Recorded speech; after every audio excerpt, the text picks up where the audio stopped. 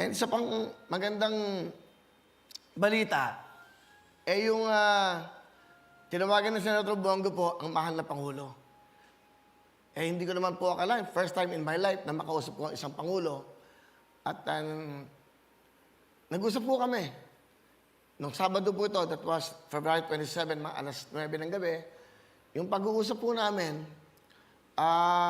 yung unang sabi ni, parang nagbisaya sila Senator Bongo. Nung pinasa po sa akin telepono, nung nakausap ko si Presidente Duterte, ang una niyang bungat, Willie, mahal kita. Sabi niya, salamat sa pagbibigay mo ng tulong sa ating mga mahirap na kababayan. Magkasama tayo, kasama mo ko, kasama ka namin sa pagbibigay ng tulong sa ating mga kababayan na naghihirap.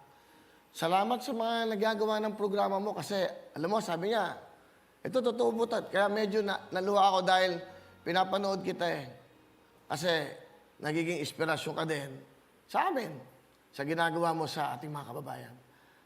Mahal na Pangulong Duterte, marami pong salamat. Yun lang pong nakausap ko kayo. Isang malaking karangalan po yan para sa akin. Nabinigyan niyo ako ng panahon kahit na sandali lang tayo nagkausap. Sa totoo lang parang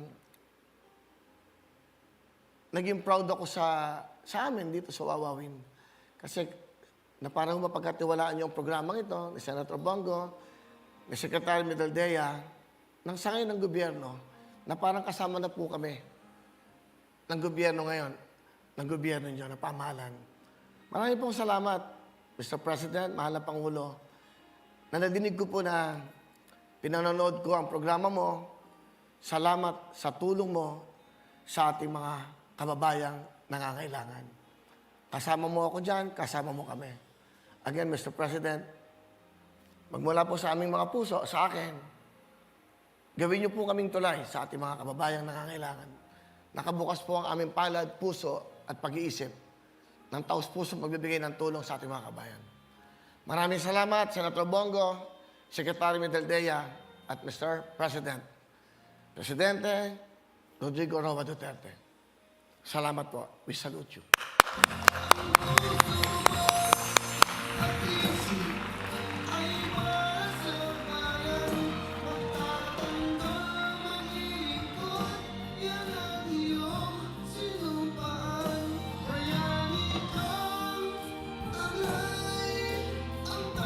Maraming pong salamat. Alam mo kasi, kaya ko ito kinukwento, very inspiring Para pagkatiwalaan ka ng pamahalaan, para pagkatiwalaan ng programa at pinanonood ka ng presidente at ng cabinet na nagbibigay ka ng tulong, yung ginawa natin sa Catanduanes, yung ginawa sa Marikina, yung ginawa natin sa mga jeepney drivers, hindi po ako yun. Sila po yun, dahil hiningi po nila yung tulong natin. Hiningi po nila yung tulong, tinawag yung pangalan po ng Wawawin, tinawag po yung pangalan ko. Hindi naman maganda babaliwalain natin yung jeepney drivers, yung mga nasalanta ng baha. Hindi ba? Nandiyan kagad kami. Kasi syempre nga naman, pag sa gobyerno, kailangan pang dumaan kung kani-kanino. Ako, wala naman ako sa politika. Kaya pwede kong gawin yun, dapat kong gawin. Sa pagbibigay ng tulong, at ito po ay hindi po ito pagbibigay pasikat kahit kanino. Nasa puso po namin yan. From the start, from ABS-CBN, from TV5, hanggang dito po sa GMA. Wawawi, Willing Willie, Wawawili, at Wawawin. Lagi yun nagbibigay ng saya at tulong yan. Ako ay ginaganahan lalo mag-show dahil sa nangyari yan. Mag-o kayong mag-alala. Meron kong malasakit na magmamalasakit sa inyong lahat. Again, maraming salamat po. Nakatuwa, Michelle, di ba? Parang na-inspire ka. Oy, tama na. Parang tatakbo na ako dyan. Hello mga kapuso! Ako po si Ipon. Minabati ko unang-una dyan mga kaipo natin, mga kaskwami ko dyan. Nagustuhan nyo ba ang video na to? Marami pa kaming inanda para sa inyo. Mag-subscribe lang sa Wawawin YouTube channel. Tsaka, don't forget to hit the, the bell button para lagi kang updated. Yun lang!